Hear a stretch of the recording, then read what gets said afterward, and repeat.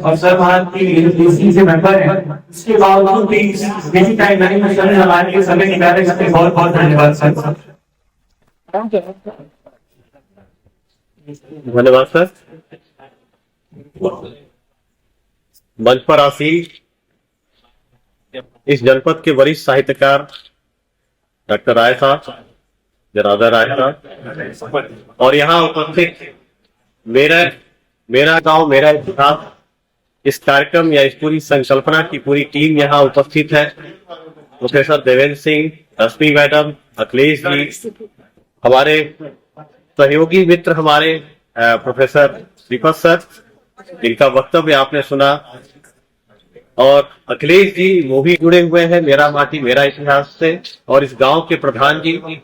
यहाँ हमारे सम्मुख इस क्षेत्र के सम्मानित नागरिक भाइयों बहनों, आज बड़े हर्ष का विषय है कि आज मैं मंगल पांडे जी की इस पवित्र भूमि से पर खड़ा हूं और अपनी बात को रख रहा हूं। इतिहास वैसे तो मेरा कभी बहुत प्रिय विषय नहीं रहा है, मैं विज्ञान का विद्यार्थी हूं, लेकिन इतिहास का जब सृजन की बात आती है तो इतिहास के लिए साक्ष्यों का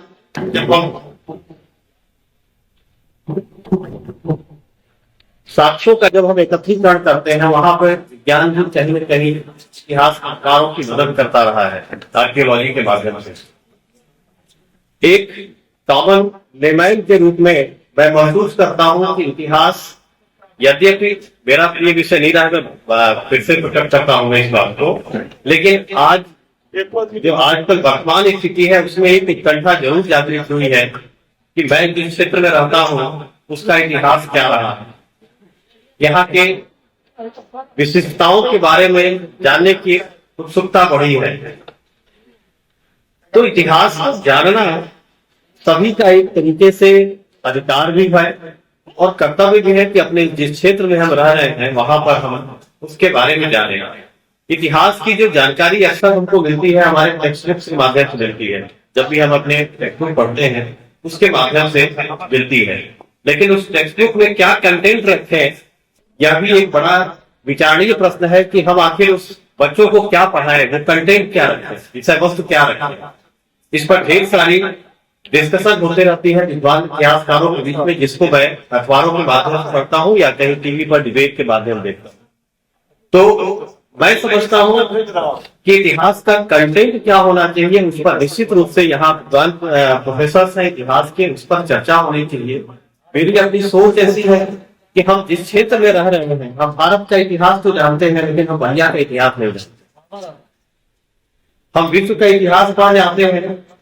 लेकिन अपने क्षेत्र में अपने गांव का इतिहास नहीं जानते। तो निश्चित रूप से इस टीम को मैं बधाई देना चाहूंगा और बिल्कुल मुझे खुशी हो रही है कि यह टीम एक नई विधा को लेकर, नए क्षेत्र को लेकर के आगे बढ़ रहा है कि मेरा गांव मेरा इतिहास। यह बिल्कुल अद्भुत है। हम बलिया के इतिहास के बारे में जानना चाहेंगे तो इसके लिए हमको सामग्री कहाँ से मिलेगी। तो सामग्री को इकट्ठा करने की जिम्मेदारी भी इन्हीं इतिहासकारों की है। हम जाए कहाँ पे, ज्यादा विद्वान है अपनी बातों को रखते हैं, लेकिन मैं या एक कॉमन मैन की हैसियत से मैं कह सकता हूँ कि इतिहास छुपा हुआ है हमारे लोक गीतों में, हमारी संस्कारों में, और हमारे यहाँ जो भी संस्कृतियां विद्यमान है उसके माध्यम से हम अपने इतिहास को पढ़ सकते हैं। गीतों के माध्यम से ढेर सारा इतिहास उपलब्ध है हमारे पास।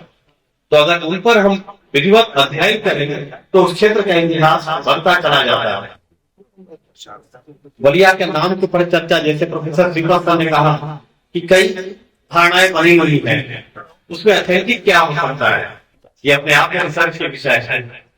मैं एक छोटा सा टॉपिक अभी प्रोफेसर देवेंद्र सर से बात कर रहा था। मैं सतीश चंद कॉलेज में हूँ और सतीश चंद जी महाराज का इतिहास में जानने की कोशिश किया गया तो उसमें भी दुविधाएं ढेर सारी हैं। उनका मैंने कहा कि आपने सही बारे में कई अध्यापकों से जो इस विषय के पालनकर से मैंने उनसे निवेदन किया था कि आप मुझे सतीश चंद्र गिरी जी महाराज के बारे में ऑथेंटिक जानकारी दें। उनका एक वास्तविक चित्र हमारे पास होना चाहिए।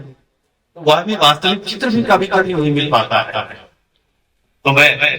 इस पूरी टीम के माध्यम से अपनी इस बात को कहना चाहूंगा कि सब हमारे क्षेत्र में जो विभूतियां जन्म ली है उनके बाद थोड़ा सा अगर आप लोग अपनी टीम के माध्यम से बताएंगे तो कुछ ऑथेंटिक जानकारी, जैसे मैं अपने कॉलेज के इतिहास के बारे में जब मैं पहुंचा तो मुझे सारी जानकारी नहीं मिल पाई, एक सारी भ्रांतियां वहां पे तो इतिहासकार भी उनको नजर आते हैं जो झूठी मनगढ़ंत कहानियां बना करके कहते हैं कि ये ऑथेंटिक है। तो हमको रियल हिस्टोरियंस की जरूरत है जो वैज्ञानिक पद्धति से किए गए साक्ष्यों के आधार पर हो, अभियोगों के आधार पर हो, या किसी लोकगीतों के आधार पर हो, या जिसकी लोकल जो भी सामग्री उपलब्ध हो उनके आधार पर हो। तो सारे यहाँ उपस्थित जनमानस हमारा मौजूद है तो निश्चित रूप से जानना भी चाहेगा कि हम क्या हमारे यहाँ के क्षेत्र से आते हैं। तो इस जेएनयू से आई हुई टीम को, दिल्ली से आई हुई टीम को भले तो मैं एक बलिया जनपद में आने पर उनका अपनी तरफ से अपनी जनवासियों से हार्दिक स्वागत भी करता हूँ, क्योंकि आप लोगों ने एक अच्छे लक्ष्य को लेकर आप आए हैं और इस लक्ष्य की प्राप्ति में अगर हमारे महाविद्यालय से अगर कोई सहयोग की अपेक्षा हो तो निश्चित रूप से हम आपके साथ खड़े रहेंगे सर। और एक निवेदन भी इस टीम के साथ मैं अपना प्रस्तुत कर रहा हूँ कि अगला अगर कोई कार्यक्रम हो तो हमारे महाविद्यालय में ऐसा एक कार्यक्रम आप करें जिसमें हम लोग पूर्ण रूप से प्रतिभाग करेंगे और अपने यहाँ कुछ जो हिस्टोरियंस हैं, एंशिएंट हिस्ट्री के भी हमारे विद्वान प्राध्यापक हैं, मेडिकल हिस्ट्री के विद्वान प्राध्यापक हैं, उन प्राध्यापकों के माध्यम से हिस्ट्री की एक अच्छी रूपरेखा हम लोग कर सकते हैं और बलिया का एक वास्तविक इतिहास पर हम लोग एक शोध भी प्रारंभ कर सकते हैं आपके नेतृत्व में प्रोफेसर देवेंद्र सर। तो इसमें आपका पूरा सहयोग भी हम मांगते हैं कि हमें वास्तविक चीज बताई जाए, क्योंकि कभी कभी भ्रांतियां बहुत है। तो इन्हीं सब शब्दों के साथ कि